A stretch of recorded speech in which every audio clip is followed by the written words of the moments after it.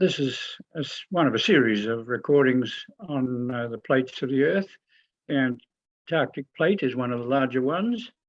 So I'm recording February the 2nd, 2022. This is a view of the Antarctic plate from the South Pole, obviously. And it's surrounded, the plate itself is largely composed of relatively young ocean crust. It's the 5th largest of the tectonic plates. There's apparently a flight away from the Antarctic plate, which is growing as the oceans enlarge around the red line, which is the actual plate margin of the Antarctic plate here. The plate itself is not fixed on the South Pole. It actually moves about 10 millimeters a year. I suppose that's equivalent to 10 kilometers every million years.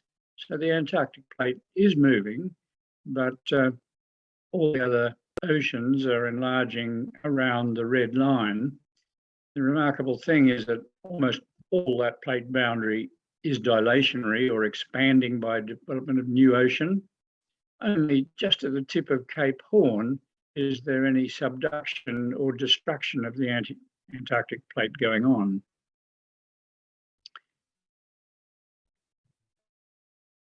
We should discuss there is a difference between continents and ocean crust, or continental crust and ocean crust. Continental crust is thicker, as shown here. It's up to 50 or up to 60 kilometers thick in places, particularly in mountain chains. It's effectively floating on the upper Earth mantle, which is much denser rock and roughly equivalent in density to the oceanic crust, which is actually only a brittle outlying layer, rather like the surface on a golf ball, which is 8 kilometers thick and significantly less in thickness than continents, but significantly denser. And when the two meet under pressure, there's frequently a crack occurs between continent and ocean, and the ocean crust prefers to dive deeper into the mantle, where the continental crust continues to float. That's because it's less dense, comprising much more silica-rich. Silica is ordinary sand, silicon dioxide, and it's a very common constituent of the volcanic rocks of the crust, or of the general composition of the crust. You get the silica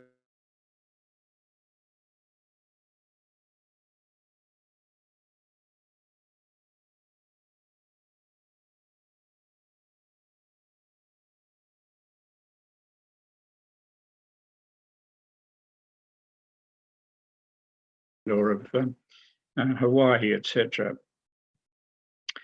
At about 100 kilometers depth, the more brittle portion of the crust, or the rocky portion known as the litho or rocky sphere, lithosphere, is the thickness of plates, which currently jostling and moving, changing all the time, enlarging or reducing in size where oceanic crust dives into the mantle.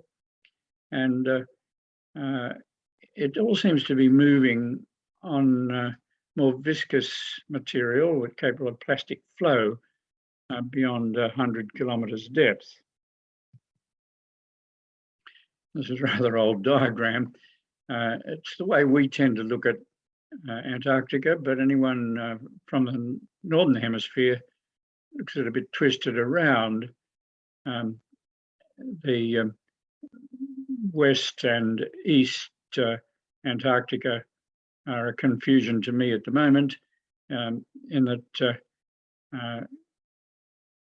this shows correctly as West and East. Yes, we're not so used to looking at Antarctica in this direction, I'm sorry. This is the normal or formal way of looking at it, so that West Antarctica is easterly of the 0 or 180 degree latitudes, and east is to the right of that line. But of course, if you notice how Australia's marked down in the southeast quadrant or at around 4 or 5 o'clock, we tend to think of Antarctica the other way around, because Australia once joined onto Wilkes Land in that area, whereas the Indian Ocean stretches in that top right quadrant, with Africa sitting partially over Queen Maud Land, and then South America extends as a continuation of the West Antarctic Peninsula, and the Pacific Ocean, of course, likewise. West Antarctic has a big rift, or at least was formerly orogenic zone, mountain building zone, as part of the Pacific Rim. But that appears to be largely quiet now. And where the word west is written, there's a big rift that suggests Maori Birdland may split off from Antarctica in future years, a bit like the east section of Africa. Enough of that for the moment.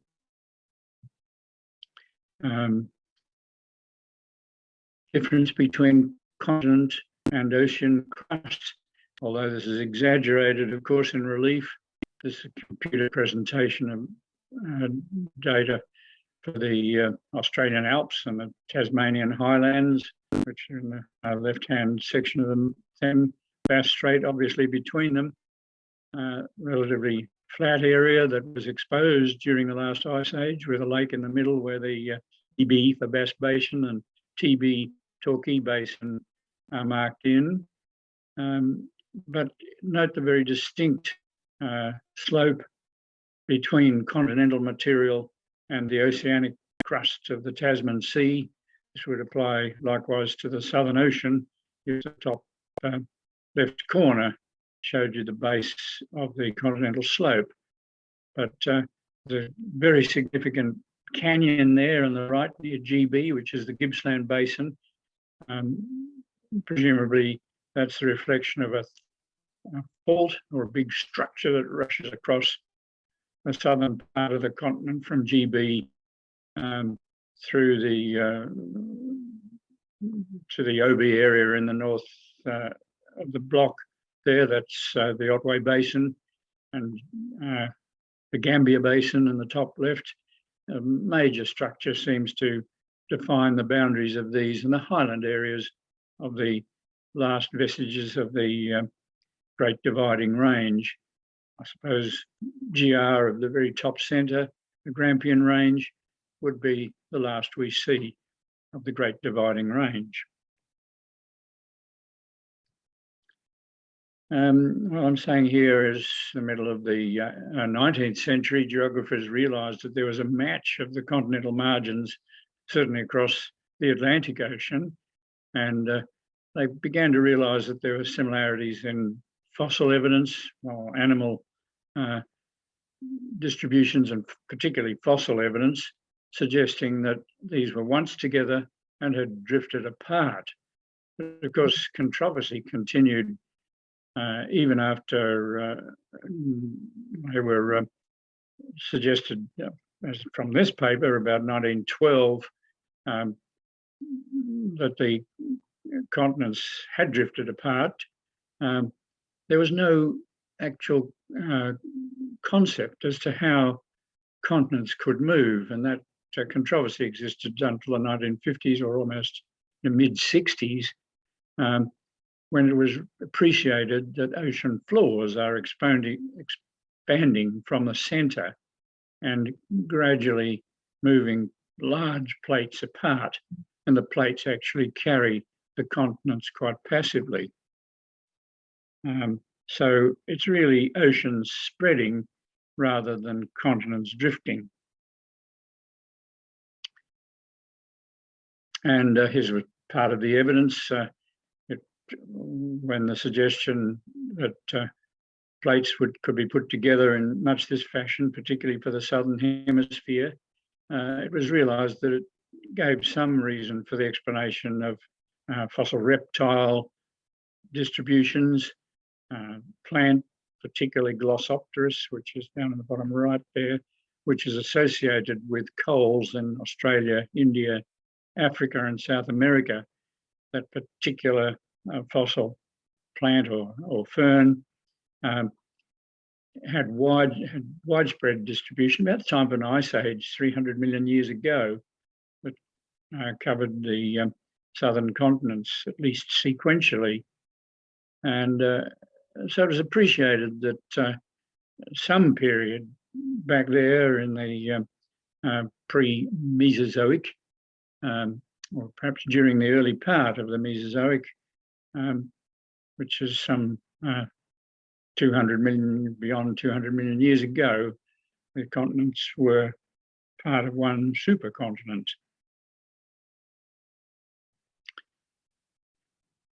So it was established, what we know as Antarctic today, shown here in white, was the centre at that time of a massive continental aggregation known as Gondwana. Australia was effectively on the very eastern portion of that, is the way it's presented here anyway.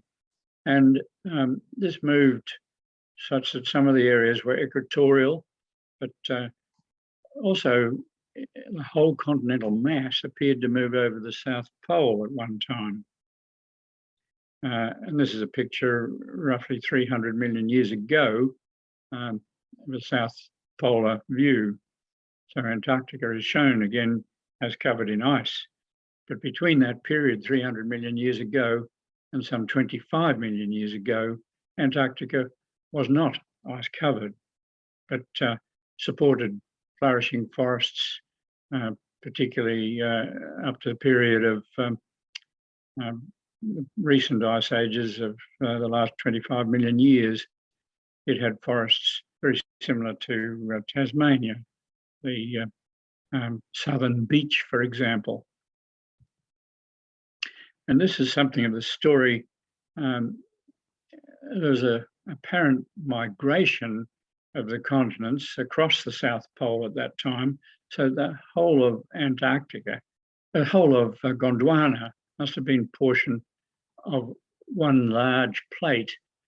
And something like 400 million years ago, or 370 million years ago, South America must have moved across the South Pole, and then Africa 350, India 320, Australia about 300 million years ago, suggesting then that there was a path, or a wavering path, shown in darker blue there, of the continents across a fixed point where it was icy cold, the South Pole. And as I say, it's really remarkable even that it was glaciated at that time, because for 300 million years, effectively, it has not been isolated, has not been glaciated. So Gondwana moved as one supercontinent across the southern polar region between 320 and 280 million years ago, resulting in what we call the Permian Ice Age in South Australia. And it's so very well represented at Hallett Cove. There are some other areas across Victoria, and even here in the western portion of Victoria at Coleraine, where we see evidence of that ice age. Back to the current situation of the plates, the Antarctic plate, as I've said, appears to be the centre of a migration from the poles. This is effectively that Antarctic plate is relatively stable, moving only a matter of kilometres, 10 kilometres or so in a million years. And so the outer edges of the plate are continuously expanding, as they have done for the last 120 million years or so.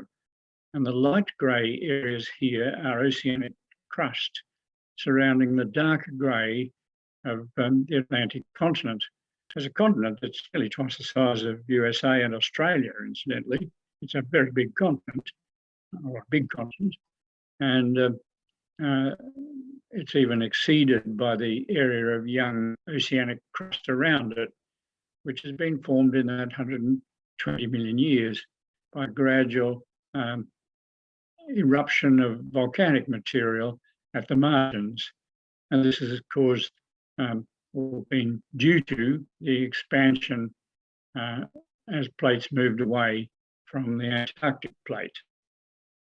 We say, how did the oceans grow? We'll shortly look at that, although I'm probably a repeat for many people. Some 4,000 kilometres of ocean crust has formed in 60 million years between Australia and Antarctica. That's an average of 6.7 millimetres per year on average, and that's roughly the rate of movement we are having away from Antarctica, as shown by those arrows in the southeast quadrant, 4 o'clock between Antarctica and Australia. It's Australia doing most of the movement at about 67 kilometres per million years.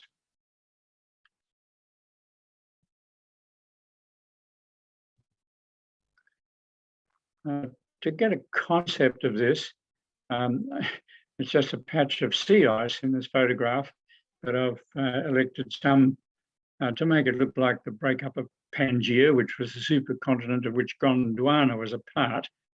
And Australia had an attachment to Greater India. That's part of India that we no longer see crushed up in the Himalayas, really, in Western Australia. The Mawson block of Antarctica, the continent of Antarctica, was for a long time joined with the Gawler Craton of Australia. A dashed line through that, the black line I've added to this picture, is really the Tasman line, at which in a previous cycle of supercontinents, there was a break between South China, Laurentia, I should say, North America, and the Australia, East Antarctica continent. So that that might be a better picture of about 1 billion years ago for the breakup of the supercontinent of Rodinia rather than the breakup of Gondwana. But many of these occur on similar lines, and we can simply say that Eastern Australia, which is now roughly where I've marked South China, was at the time of the Rodinian breakup just a whole mass of separate pieces of continental material which have been welded on subsequent to 500 million years ago to make up Eastern Australia. Likewise, I've got a Kalahari block down in the southwest floating around. At that time, 500 million years ago or 500 million years ago, Africa really was only just joining together from a whole lot of exotic blocks like the Kalahari shown here. Suffice to say, what I intended on this slide was to indicate that there's older ice, shown here darker, or older chunks of stable material that have been broken up and pushed together again to form what we call cratons, or more stable areas. And Australia's marked there over the western half of the continent, and that was welded together along with East Antarctica, which has had this very long history of join. From more than 1.5 billion years, we travelled together with East Antarctica, only to break up about 50 million years ago or 60 million years ago. And so you get, as in an ice sheet, you get older blocks broken up and re-welded within the pack ice, but then new leads, that is these stretches of dark water, warmer water seeps in, breaks apart or invades all the cracks and expanding joints, and gradually separates the blocks, particularly with a new winter as ice forms around the edges again. And that's basically the way the plates of the Earth move. Complicated picture, but there we go. Here's the diagram I use frequently for the spreading of ocean crust in the central oceanic regions.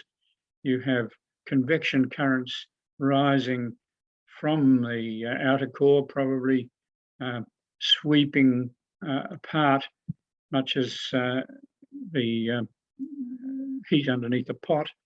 And these tend to drag the plates apart, create a rift into which it invades magma or molten rock from depths of 100 kilometres or so. So the composition is pretty close to the mantle itself, and they're called mid-ocean ridge basalts, or MORBs, MORB, mid-ocean ridge basalts, and have very characteristic composition, which is relatively consistent. So the plates are dragged apart by frictional movements from the relatively viscous lava moving, viscous magma. I really mean to say viscous mantle material moving laterally in these convection currents. It drags the rift apart, and it is invaded by volcanic rocks because of the lowered pressure in the rift. Now, if you have continental fragments, they will float on this oceanic crust effectively, and I've shown one there, top right, just as a small block of continent, thicker, essentially, being passively carried as that plate moves away from the central ocean region. Upwelling basalt at the mid-ocean rifts is driven by the gravitational rise of hot magma from convection currents in the mantle, and new ocean crust is continuously formed. And there's a cross-section effectively showing these very significant and probably very slow convection currents come to the midsection of oceans, drag the plates apart, shown by those black arrows, and magma forms due to the low pressures as a result of the cracks of the ridge, and the slabs are pulled apart and invaded by new volcanic material from below, and that adds to the width of the plate. But part of the separation on these plates is due to the fact that where they meet, often meet with continents, but not only continents, it can be ocean to ocean, one section of the crustal material, oceanic crustal material, will sink back into the mantle and go back 700 to 1,000 kilometres in depth, gradually be resorbed and deformed and broken up in depth. And that adds a slab pull to the effectively, or just like gravitational movement away from the ridge due to big upwelling due to the extra heat. And so you have a cycle in which the oceanic crust is created and may be destroyed at continental margins. Not always so. There's very, very little destruction around the Antarctic plate. Just near Cape Horn is one local region where you get this trench situation with subduction. It's mostly just enlarging crust and spreading the continents away, or the other plates away from the Antarctic plate. This pattern in 1, 2, and 3 as illustrators here is how a continent tends to break up with the formation of a rift, like the Great Rift Valley of Africa, as we see today. There's also a rift of this nature in West Antarctica, which I'll discuss shortly, and suggests that a section of that peninsular region may break off and move away with the formation of a new plate. But the second stage, marked here as number 2, example, Antarctica and Australia, probably 60 million years ago, when the first true oceanic material started to form in what had just been a rift dominated by dinosaurs, etc., and subsequently enlarged further in 3 to become true ocean. 2 probably like the Red Sea, and 3 more like the Southern Ocean today. And this is the development of a rift basin that results in the breakup of a megacontinent like Gondwana, but continues to spread to form new oceanic crust and separate the various continental blocks. And that sees a pattern on the ocean floor, which we'll look at shortly. Well, here is the situation today with a very early rift in the Dead Sea, actually effectively the plate boundary of Africa and Europe today at a very young stage, or being moved laterally and somewhat crushed, whereas the Red Sea is a developing ocean. It is a true ocean in that its crust is oceanic basalt or morb, and so they give a very good illustration with the Med Sea in the top left corner, actually an ocean that is being closed by the rotation and crush of Africa against Eurasia, or African plate against the Eurasian plate. And the intervening Med Sea, which is a portion of once very large ocean, is now closing. Looking at Australia and Antarctica, or southern Australia and Antarctica, originally one plate, a matter of 100 million years ago. Gradually, there was this rift formation, rather like we've just observed in the Red Sea, Dead Sea region, split, developing from the west, travelling eastwards, but it failed to move through Bass Strait, as may well have done, in which case Tasmania would have probably moved off into the Tasman Ocean and become a small island state, or even part of Zealandia, which broke off separately. And perhaps we can see just a portion of that in the southeast corner above the mark of 60. The Tasman Sea had opened earlier than the Bass Rift, and it was opening 80 million years ago and closed pretty much at the time the true ocean developed in between Australia and Antarctica. That's the Southern Ocean as we know it. The rift just ceased to develop, and Zealandia was left stranded by the Tasman Sea, with a westerly portion of the Zealandia continent being the big island areas that go through the Norfolk Ridge and the Lord Howe Ridge.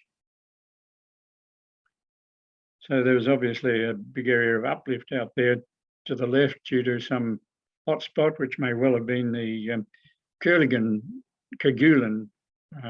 hotspot that had a long history of producing heat and large areas of volcanic material in the southern portion of the Australian plate.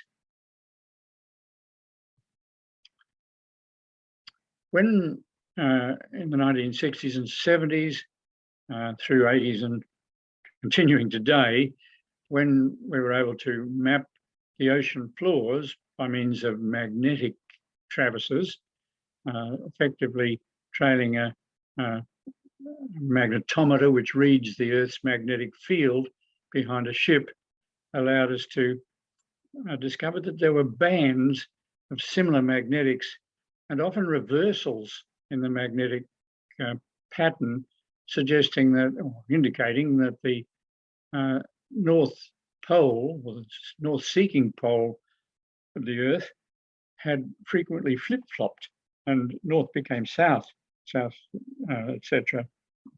It occurred at odd intervals, say every million years or few million years. The last flip-flop was something of order of 750 to 800,000 years ago. And that's evident in the South Australian story of beach ridges between Robe and Narracourt, where we are able to identify the Naracoorte east and west ridges as having opposite magnetism, whereas all the younger ridges, which are less than 750,000 years, as you go out to the coasted road, are magnetised as we see today. Well, that enabled the mapping of the Earth's oceans, and we can portray the age of these in different colours. I've just written very crude figures of 30 million and 60 million against these bands with, well, effectively 80 million for dark brown and green in the Tasman Sea. 60 million for separation of Australia really should lie on the orange rather than the green as appears in the middle of the diagram. But this shows the consistent spreading of the separation between the Antarctic plate and the Australian plate from about 60 million years ago.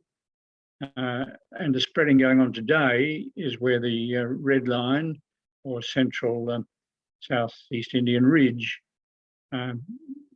goes through central Southern Ocean. Antarctica, of course, is just not shown on this diagram. We can see both the right and left of Australia there. Tasman Ocean opened and closed somewhat earlier than the movement between the Australian plate and the Antarctic plate, and likewise Australian to Indian plate opened earlier, as indicated by those greens and browns in the top left of the diagram. So this is a marvellous way to present the story of opening of oceans. And it's remarkable that there's no oceanic material more than about 160 million years, maybe some 180 million year oceanic crust. The rest has been destroyed somewhere or another by destruction, by subduction. And some of the oldest crust is north of Australia. There's a little bit of blue crust showing where I've got 100 million years marked, but in the Western Pacific Ocean against the Philippine plate, you have the very deep trench, Marianas Trench, and around that region and up towards Japan is the oldest crust of the Pacific that may have some 180 million year, possibly only 160, 165 million years, the oldest known oceanic crust. As I say, characteristic banding seems to develop with this flip-flop of the poles. So you've got continuous magma rising at the spreading centre or the mid-ocean ridge, as illustrated in this diagram, and the plus would demonstrate what's erupted in the present regime of north, facing north as we know it, whereas a reversal would come for the light blue areas in this diagram, which match symmetrically across the central spreading centre, because the rift occurs in the centre, remains consistent, and as more and more oceanic crust is formed by lava coming through as the magma rises, so, and the plates pull apart, so a rough banding develops as the flip-flop of the poles occurs, and you get this plus, minus, as indicated in the central part of the diagram. And a comment there that the belts of basalt with alternating magnetic polarity reflect the Earth's periodic magnetic reversals. And that whole 100-kilometre thick lithosphere, which is a portion of the upper mantle, along with the oceanic crust, is moving apart as a result of convection currents below it. This is often referred to as a zebra pattern of magnetic polarity because it isn't as consistent as shown as this diagram. It's often broken up by faults, sliding faults or transform faults, twisting and bending for various reasons, and it gets to look rather like the pattern on a zebra. Like a pattern on a zebra, it's identifiable and can be compared certainly from one side of the ocean to the other, can be easily correlated, and normally one ocean to another can be correlated too, because we're only dealing with 160 to 180 million years of history in which there's been a limited number of pretty well documented and dated changes of magnetic polarity.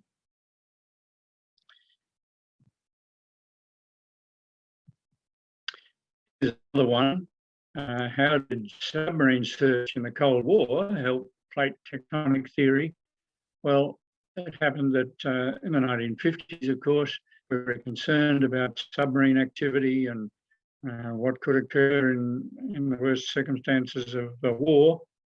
And in the exploration of the ocean to try and identify magnetic objects at depth, this is how the discovery was made, that you had this patterning of the ocean floor, and it advanced the technology, of course, in recording such things.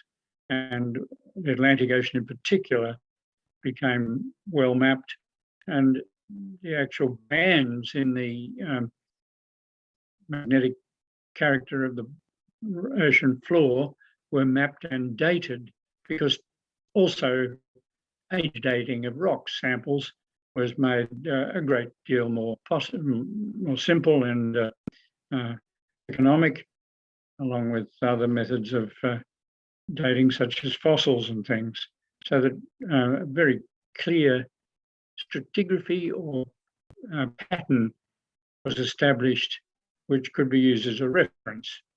In this diagram, you can see the black arrows showing the separation from the Central Ocean region. The pluses and minuses have been marked in the black and white banding. That's where the north as we know it, which in this case would be minus, and then the pluses would be the reversed situation where poles had flip-flopped. But yes, this is telling us that black stripes are normally magnetized crust, and therefore, as are marked as plus for normal, and white stripes are reversely magnetized crust. That's where what we know as the south-seeking pole of the magnet would actually be pointing to the north in this case. And the ruler along the top is in a million years. So this is only a relatively small section of oceanic crust representing 8 million years. And it shows you, in this case, the frequency of flip-flop of the poles. I can't vouch for the fact that that is accurate for 8 million years, but I think it's likely to be so. So it's much more frequent normally than every million years. In recent times, as we can see from the broad black bands, which are striped as for today, those are a bit more dominant in recent times and a bit wider spaced. Whereas if you go back 5 million years, there's a series of rather rapid north-south reversals within a million years. They look to be about four reversals, 1, 2, 3, 4.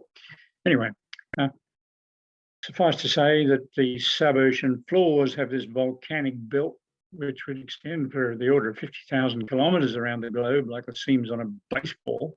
And that's where subsea volcanism for the large part is occurring. Nearest to Antarctica would be Macquarie Island, I believe. And that's on the separation of the Pacific and Australian plates. So it's a little bit north of the Antarctic plate. And, now reading the writing underneath, magnetic traverses of the ocean showed zebra banding of reversals. South-seeking north to south-seeking, something went wrong with the writing there, in the basalts of the oceanic crust that paralleled central volcanic ridges. The ages of the basaltic rocks increase away from the central ridge. That's as shown by that ruler at the top, indicating how many million years the rocks are in age away from the central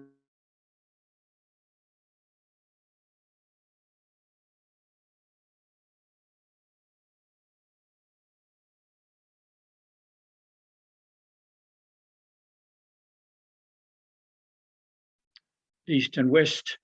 We have the Arctic Peninsula going across there towards South America, and there are some blue triangles there, which represent the only subduction of the ocean margin of the Antarctic plate. It's the only subduction just near Cape Horn in South America. This is not actually the complete plate of East Antarctica, unfortunately, but it does show a little bit of complexity around the margins in that there's a light blue at 12 o'clock, which would suggest a bit of separation occurred there about 100 million years ago, which would be somewhere south of Africa. So Africa may well have started to split off a bit earlier, or did start to split off a bit earlier than India, around at the 90-degree or 3 o'clock position. Australia was probably around about 5 o'clock, or was, against Wilkes Land there. And we start to see the plate margin in the very bottom of this illustration as bright red lines.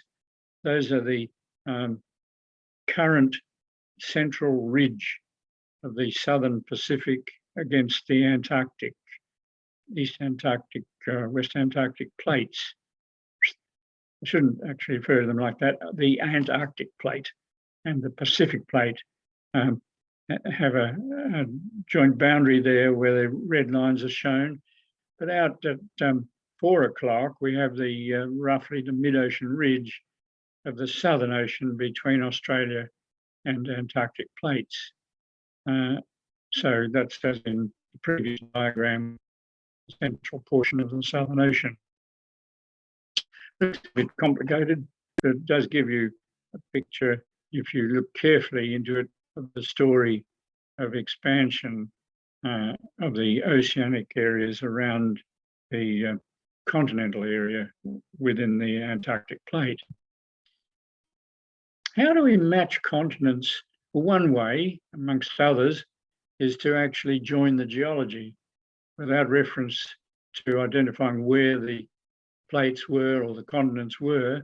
We just look at the geology and say, oh, there's a good match between the Gawler Ranges of South Australia and central Wilkes Land. And in fact, the Transantarctic mountains cross where the colours grey join roughly, and they extend up through the Flinders Ranges into central Australia. And the rocks are very, very similar. Effectively, the youngest rocks, the youngest fossils known, are Archaeocyatha, which formed an immense reef structures through that belt, which extends across Australia, really, from the Daly River region or just west of Mount Isa, and come down through the Alice Springs region, and we see them over the portions of the Gawler Craton as a flat-lying limestone, but they're folded and faulted in the Flinders Ranges and the Adelaide Mount Lofty Ranges, say at Selleck Hill, and also on Kangaroo Island. We see rocks of those at Emu Bay, mostly as boulders, I must admit, or cobbles that have been washed off cliffs 500 million years ago. And they are the youngest fossils known in that belt that runs across Antarctica. And it separates what's a very much older craton or stabilised area of East Antarctica from the younger belt of West Antarctica, most of which, almost all of which, is a matter of 400 or less million years, and is a continuation of the South American Andes belt and part of the Pacific Rim of Fire, as is really sections of Eastern Australia and Zealandia, not shown in this diagram, which separated off 80 million years ago. So you can see there are belts of different character matching across from across the Great Australian Bight to Wilkes Land. Less certain is any connection with India, although the continental margin information is strongly in favour of a join with areas of India we really don't see other than its crumpled versions within the Himalaya today. But India appears to have separated off from East Antarctica in the regions illustrated at about 10 or 11 o'clock. We haven't added Africa and South America to this diagram. So we have fairly strong linkage between the geology of Eastern Antarctica and the Gawler Craton and Wilkes Land, and that by India and for Australia and Antarctica is shown as such. Now, Antarctica has much of its bedrock below sea level. So here is a diagram sort of illustrating sea level and topography above sea level. We can see the transatlantic mountains swinging from the 6 o'clock position to 12, and they actually then swing around from the middle of the diagram to 12 o'clock, whereas the belt running out the Antarctic peninsula in West Antarctica goes on to be really portion of the Andes. And really until the last ice age started to occur and glaciers developed, probably another 10 or 15 million years after that, 20 million year period, right till about 5 million years ago, we probably had forests of beech trees in Antarctica, much warmer climes than today. But then the ice age gradually increased until by 2.5 million years ago, it started to develop in the northern hemisphere. But otherwise, today we only have very few mosses and algae, and apparently some very rare grasses existing today. What would happen if we melted the continental ice sheet? Well, in places it's about 4 kilometres thick, or the thickest sections of ice been measured at about 4 kilometres. If we melted that, it would give it an enormous relief of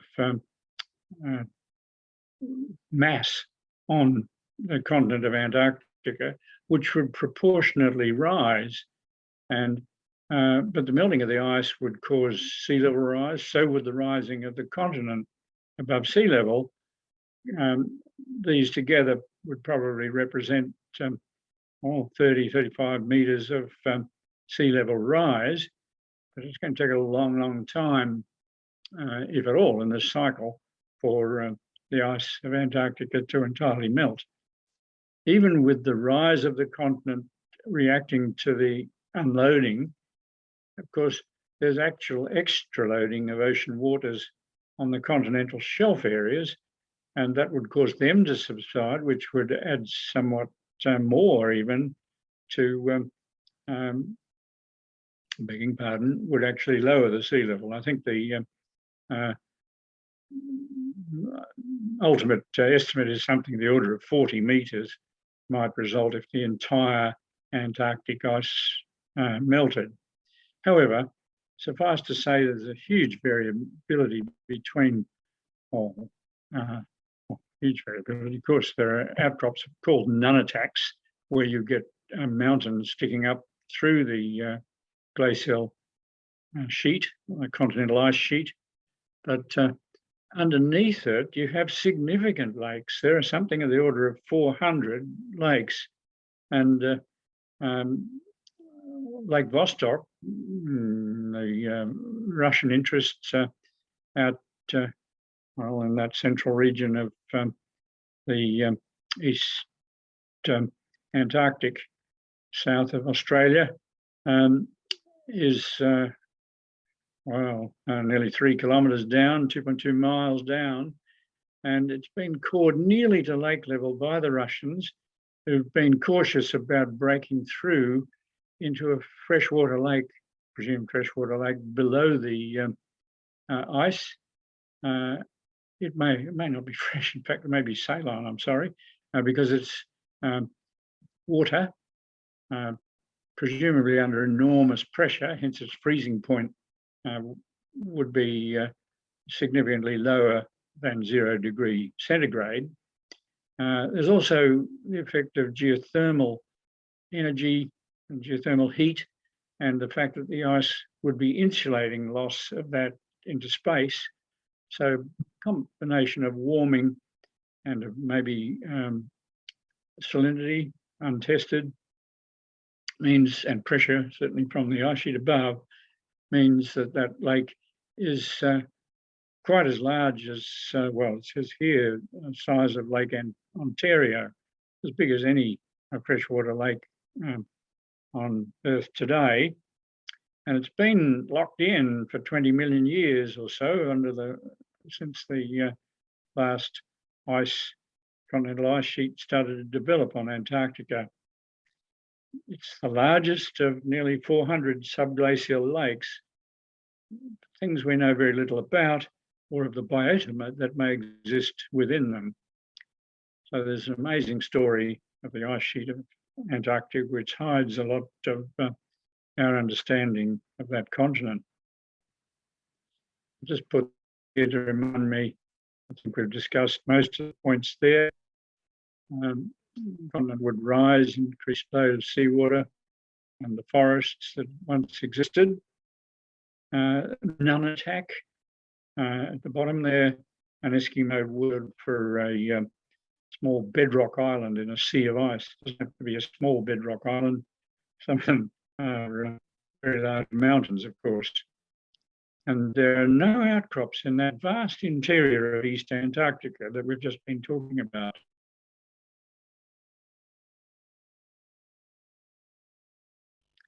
However, the lowest point on continental Earth has only recently been discovered in Eastern Antarctica, south of Australia, tucked away under the Denman Glacier.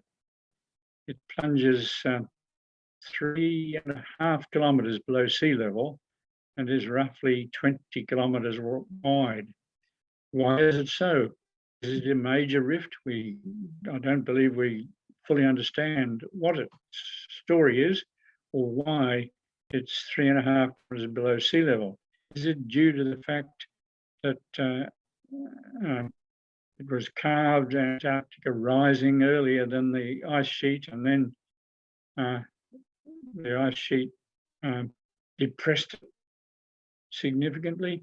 There's still many stories to develop, but that's a huge canyon, and it's the lowest point on continental Earth below the mean surface.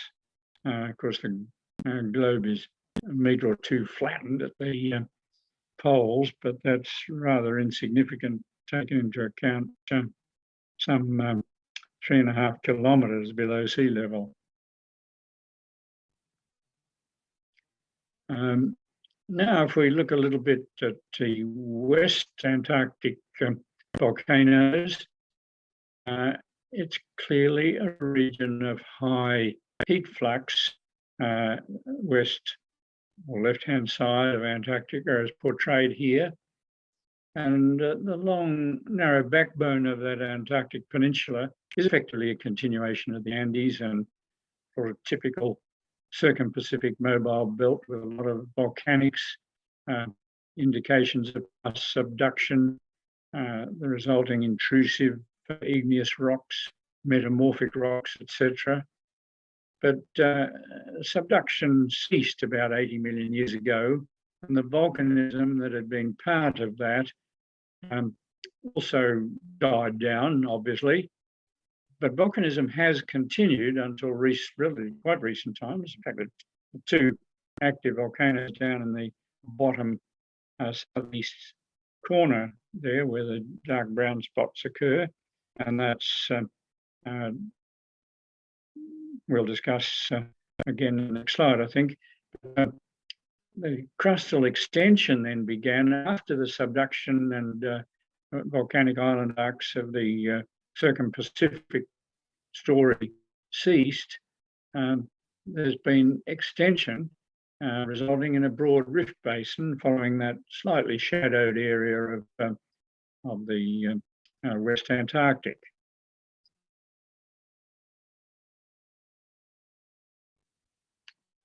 And there are a huge number of volcanic centres now in that rift zone. And the tallest of these is a Mount Fuji type mount, about 4,000 metres high. So they're very significant, for the most part, hidden by ice along that West Antarctic rift. There are about 140 dormant volcanoes, in addition to the active Mount Erebus and Deception Islands, which are down in the southern section of it there. Currently erupting Mount Erebus is shown. I don't know that it is at this moment, let's say, but it's certainly an active volcano. About 30 years ago, caused problems to the Antarctic base the Americans have, which is on a peninsula extending out from the Mount Erebus volcanic centre. So there are about 30 are either semi-active or dormant amongst these 140 or so volcanoes in that rift. Now, this may well be a rift which in future times will separate a largely oceanic slab of the Antarctic plate with a massive continent at the tail. And if that were to swing around and dock against the Andes, for example, there'd be significant subduction of the Pacific Ocean plate. Finally, the volcanic arc would come to dock against the continental coastline of South America. That's just concept only. If we look along that volcanic arc or the rift from east to west Antarctica, looking at the Antarctic Peninsula in the distance, here we have an exaggerated pseudo topography, and you can see what would be nunataks in brown poking up through glacial ice. The rest in blue is below sea level with the ice cover removed. So that's the Pacific margin of West Antarctica, and behind it is the Weddell Sea. If you look down the Antarctic Peninsula, ultimately you'd look, of course, the Andes Mountains and South America. And there's significant hot rock beneath the Bentley subglacial trench, and this West Antarctic rift system is presenting quite a bit of heating beneath the ice, and hence partially responsible for the significant melting that's going on in East Antarctica. There's a lot of stress in global warming, anxiety about the melting of ice of East Antarctica, but considering it's one of the large volcanic centres of Earth, at least recently volcanic, with still significant geothermal heat rising underneath the ice, it's not surprising that it's a relatively rapid melting compared, say, with East Antarctica. We're looking in general at the, I'm recording, Kay, looking in general at the Antarctic plate, it's almost all surrounded by expanding central ridge with oceanic crust being formed today. Arrows indicate areas of ice addition and movement from GPS stations. The only area in which that plate is being destroyed by subduction is just near Cape Horn, as shown by that blue zone with subduction triangles. Reading the information, the Antarctic plate's almost entirely surrounded by dilationary or spreading boundaries where new ocean crust is being formed. Only near Cape Horn is a portion of its ocean crust being destroyed by subduction beneath the South American plate and the Scotia plate, which is a small hinge in between those two great plate plates. And the West Antarctic Rift System is a potential new plate boundary, just shown here by a lightly dashed line. So we'll go on to leave that as the finale of this talk.